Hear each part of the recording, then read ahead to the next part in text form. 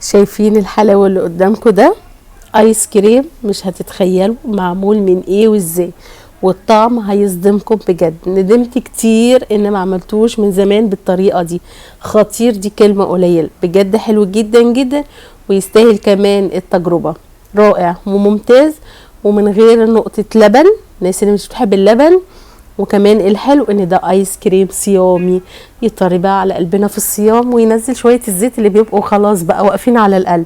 خطير وبمكونين 2 بس، ومش هتتخيلوا ايه هو. ومش حاطين فيه كريم شانتيه علشان الناس اللي بتشتكي يا نرمين مش بنعرف نجيب الكريم شانتيه ده منين. هخليكم تعملوه بطريقة حلوة جدا جدا، ينفع لأي حد ويرضي جميع الأذواق وخصوصا الناس الهيلسي. وكمان هوريكم في الفيديو ده ازاي تخزنوا طريقة تخزين الفراولة الصح. دي فراولة مغسولة كويس جدا جدا ومتنشفة من المية. بقطع الفراولاية على 3 دواير كده، وبجيب اكياس حفظ الطعام سواء كانت الاكياس دي او اي اكياس تلاجة تكون مخصصة لحفظ الطعام. الفراولة يا جماعة لما بنخزنها مش بنحط عليها سكر، نخزنها كده ونخرج الكيس من الهواء ونبتدي نقفل الكيس كويس جدا. ان شاء الله تقعد بقى معاكي بالطريقة دي في الفريزر سنة، لا لونها بيغير ولا بتنزل ميه ولا اي حاجه خالص. تقدري تحطيها على حلويات، تقدري تعملي عصير، تقدري تعملي منها ايس كريم زي ما انا عملت النهارده. بجد حلوه جدا واحلى كتير ما بنشتريها من الشارع. الكيس زي ده كده من الشارع بيعدي ال50 جنيه، ده انتي بال50 جنيه عايزه اقول لكم دول 1.5 كيلو من الفراوله. طبعا انا اخدت فراوله كيسين جمدتهم في الفريزر، وكمان جبت الموز برضو بجمده في الفريزر بالمنظر ده، ان شاء الله برضو يقعد سنة لونه مش بيغير. ده من الحاجات دي كده متجمدة لونها مش بيغير خالص. وبحط الموز على الفراولة بعد ما اخرجهم من الفريزر يهدوا شوية، وببتدي افرمهم كويس جدا سواء كانت في الكبة او في الخلاط. لو في الخلاط هنحط مثلا سيكة مية كده بس تلف السكينة بتاعت الخلاط. نيجي بقى للتحلية. طبعا انا بقول لكم هيلسي وفي نفس الوقت العسل الابيض احنا عارفين ان هو صحي جدا، فما يضرش لو حطينا معلقتين من العسل الابيض، احلى من السكر كتير.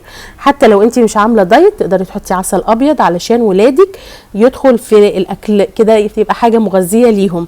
احنا عارفين ان العسل الابيض مغذي جدا، فهاتي برطمان عسل ابيض صغنون كده اهوت وظبطي بقى تحليتك على حسب رغبتك. هو ما كانش محتاج حاجه، لكن انا علشان ازود القيمه الغذائيه علشان ولادي طبعا فحطيت معلقتين 3 من العسل الابيض. عايزه اقول لكم خطير. بصوا كده وانتوا بتاكلوه مدي ميكس كده ايه الكوكتيل المتلج، بجد رائع ممتاز. جربوه علم ربنا هيعجبكم جدا جدا. بصوا بقى بعد ما فرمناه في الكبه، زي ما بقول لكم لو ما عندكيش كبه في مطحنه في الخلاط بس هنحط سنه ميه. بصوا نازل عامل ازاي، هو بقى مش محتاج يتحط في الفريزر ولا اي حاجه خالص. وكلوا بقى وبالف هنا وشفا، حقيقي خطير. طعمه بقى هيصدمكم من الجمال، هتحسوا انا باكل حاجه حلوه. ايه طيب انتوا عارفين ان نرمين مش بتقف ولا بتوقف نفسها، دي برضو مربى الفراوله، برضو هنزل لكم طريقتها لكن ما حبيتش الفيديو يبقى طويل على حضراتكم.